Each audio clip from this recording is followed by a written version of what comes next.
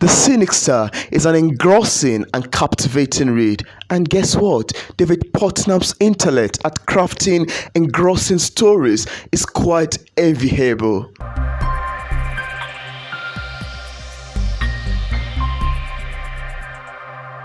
Hi guys, welcome back to my YouTube channel and to the review of The Sinister by David Putnam. You know, I've been following David Putnam writing for quite a lot of time now. I've read his first book, The Disposables, which is the first book in the series of the Brandon Johnson book series. And I've also read this one that I recently reviewed on the channel, A Fearsome Moonlight Black, which is also very amazing to me, which is a Bond detective novel as well. But then this is different from the Brandon Johnson book series.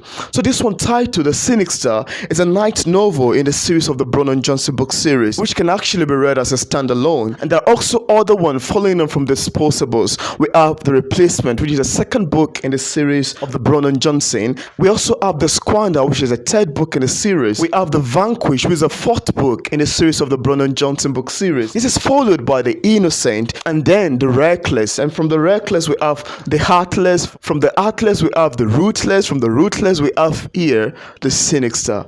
This is amazing, and I love the progress of this series. I love the title even itself, and I love David's writing style. One of the things I can say about this book, and one of the things actually that I love about David Putnam's writing style, is that his novels are very compelling. They're the type that you read and you'll be compelled not to drop the book until the last page has been read. That is very awesome actually. It is fantastically written. If you're a fan of crime thriller novels, if you're a fan of murder thrillers, if you're a fan of novels with great adventure, with great action in it, I'm pretty sure you're gonna love any of David Putnam's writing. Not only The Sinister actually, but any of David Putnam's writing. It's actually gonna pique your interest. So this book actually details, of course, the story of Brandon Johnson, which is the protagonist and who has been the protagonist from the very first series to the second one to the third one. And I think there's a change, there's an introduction of a young Brandon series along the line, which of course reflected here in The Sinister. But then the primary protagonist in The Sinister is still Brandon Johnson. So starting from the humongous $33,538 hotel bill that Maria and Brandon had to pay. They never knew that they still accumulated that great amount of money. And while they were about leaving, the receptionist called them and said, "Sir, this is a bill." And they were actually quite surprised. They were shocked. They never knew that it's actually $500 per night. So they were on this, not knowing how to solve it, not knowing how to go about it, when Dan Shulak eventually visited them. The visit of Dan Shulak was quite surprising to Brandon, because Brandon was like, "I'm about leaving for Costa Rica. I need to go back to the kids and I need to see my dad. How do you even know that we're in this hotel?" So Dan Shulak, who happens to be an assistant director of the FBI, a very prestigious position, came with a problem. He was vulnerable. It was like, "Bruno, I need your help." Actually, he did not want to mention it in time past, but he just told Bruno that my granddaughter have been kidnapped. So when Maria got to know about this, she was like, "Is it not the same Emily Morsi that I've been seeing so far on the news?"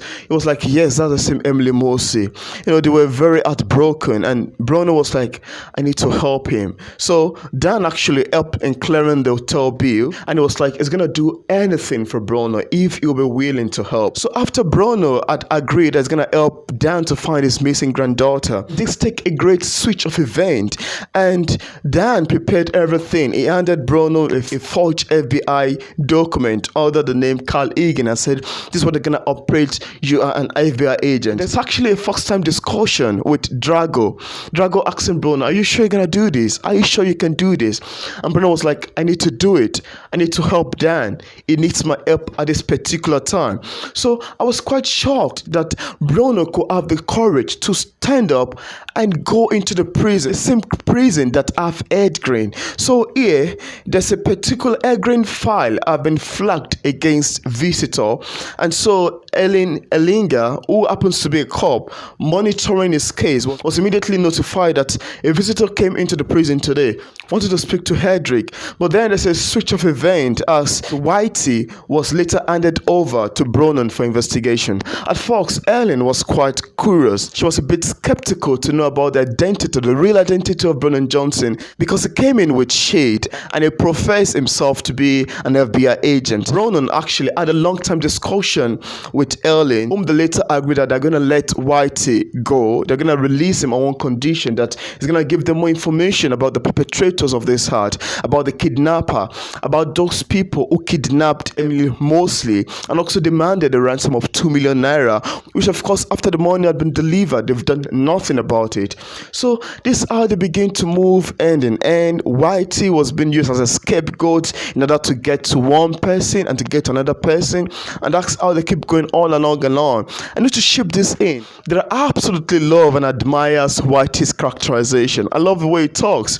I love the way he behaves. And most of the slangs, the vulgar word that Whitey is accustomed to using in the book got me smiling and laughing. And also, this is something that I so much admire in David's writing style. His writing style is very compelling, and they are also stylishly humorous. So this is how this keep going, and with every progress that Bronan make, he will always call Dan and notify him that there's a point we are, this is the information I've got so far, this is what we have currently, and this is what we're working on next. So the story kept unfolding, and it was going on in a fantastic, in a dynamic, in a brilliant mode. I so much love it. I love to move into another part. That's the introduction of British Elliot, who came and recognized herself as Bruno's mother. The feature of British Elliot is very, that's one thing I say about the book. The book is very funny, very lovely, full of action and adventure. At first, I ate British Elliot, but as time goes on, as I began to realize a discussion with Robbie and how she feigned to be crippled, she's not crippled at all. When I discovered that, I laughed. I was surprised. I was like, oh my God, what a great discovery. How could she do that? You know, that's one thing you get to discover in this book.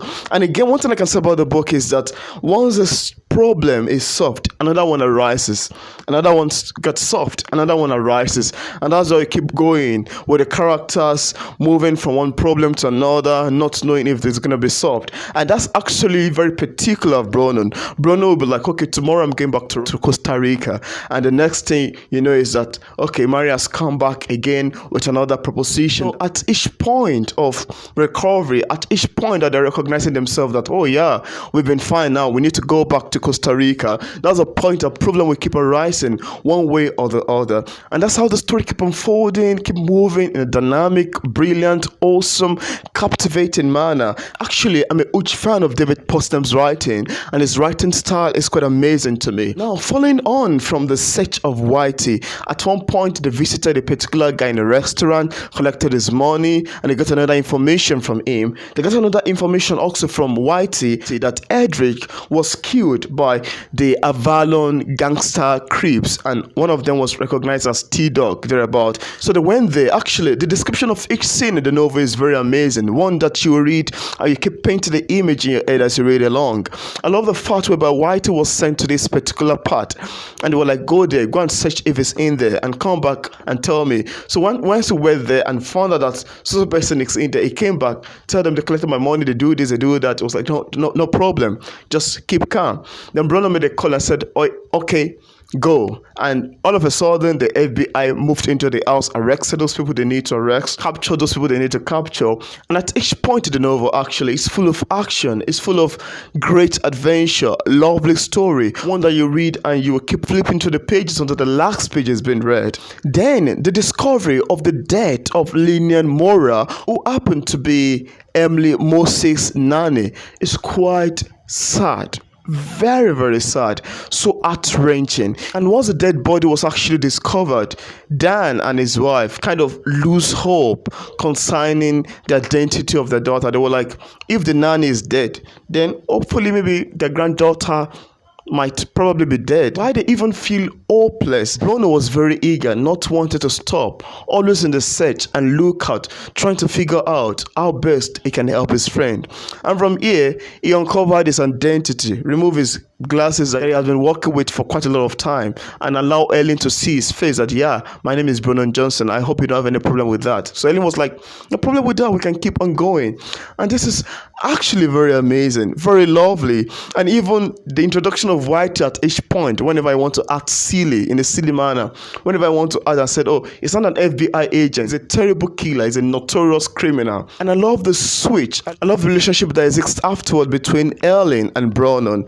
You know, they're quite amazing. And at every day that Brennan goes out, coming back to Mary at home, the discussion is always very amazing. And also, the old man that they kept at home, the one that got me smiling afterward, after discovering that she's not truly crippled, was quite amazing and funny to me. I love characters like Drago. I love characters like Shulak himself. I love characters like Ellen. She's very smart. I love characters like Whitey. He's very funny. Then Brennan himself is an amazing personality. You know, I don't want to give much away. I don't want to give everything away. I don't want to talk more about this novel just so I wouldn't be giving too much away, just to keep it spoiler free. But then the identification of the murderer of Emily Mossey is one that I would want to leave you to find out. Find out if truly Emily Mossey was killed, if truly she's still alive or not, is what I would love you to want to find out. And again, as the story keeps unfolding, Ellen discovered, or he has heard actually, from the story of Brennan, that Brennan loves saving disposable kids. Those are kids that have been exposed to quite a lot of terrible situations. And she came up with the concept that, Brennan, I'd so much appreciate if you can help my niece. Her name is Stephanie. She has faced a lot of humiliation, a lot of torture from her own mother, who happens to be my sister. And from here, they started working Stephanie's case, even when Emily Mossey's case is not yet over. So it's a switch of one scene to another, of one character to another, of one fight to another. It's a quest for freedom, quest for power, quest for fame, and all of that. Whitey is very funny. He's most interested in money, and Brennan had promised he's going to hand over $200,000 to him if he would help in discovering all of this. You know, the story is quite amazing, and there are quite a lot of amazing information that were reviewed towards the ending part of the book, which I would not give away. Just to keep my review spoiler free, I was quite shocked. I am captivated about the level of human trafficking, the level of child abuse, the level of wickedness that has been expressed in this part, and it's all made for an interesting read, quite dynamic, very amazing, well written, wholesome, captivating. I love this book, and I can't describe it enough. I want you to find out to know who is Leroy Lazard. I want you to find out to know who is Stephanie, to know what becomes of Emily Mossey, know what becomes of Dan, Chulak, and even Brennan Johnson himself, because he sustained quite a lot of injuries. He's not feeling fine. He's getting old. He's still trying to save people out there. He's still involved in this crime world and all of that. You know, it's a lot actually to digest. David Putnam did a great job with the Sinister, and I am absolutely in love, thoroughly in love with his writing style, with his storytelling techniques, and much more is characterization. Much more to discover also about British Eliot. You know, I don't want to spoil it. I just want to give you a short video book recommendation just so you can have an idea of what David Putnam has had to communicate in the Sinister. This is a wonderful, a riveting, a captivating novel that held me in captive until I finished indulging my relatable emotions in it. Thoughtful and wise, powerful and well written, brilliant and amazing. I am looking forward to exploring more in the Brennan Johnson book series and to keep reading more of David Putnam's novels. So if you watched this video to this point and you have to click on the subscribe button, I want to urge you to please click on the subscribe button over there. Don't forget to turn on the notification bell so you can get notified anytime I release new videos. And I also want to invite you to this, A Fearsome Moonlight Black, a Bond detective novel also by the same author, David Putnam. Also The Disposables, which is the first book in a series of the Brennan Johnson book series, and also The Replacement, which is the second novel in the series of Brennan Johnson book series. Then move into The Squandered, The Vanquished, The Innocent, The Reckless, The Artless, The Ruthless, and the Sinister. They are awesome and amazing. So if you'd love to get a copy of the Sinister, I left a link in the description part of this review for you to get a copy directly on Amazon. I also left a link to the other books by attaching a link to David Putnam's author page in the description part of this review. So thank you so much for watching my short video book review of The Sinister by David Putnam. See you in my next video. Goodbye.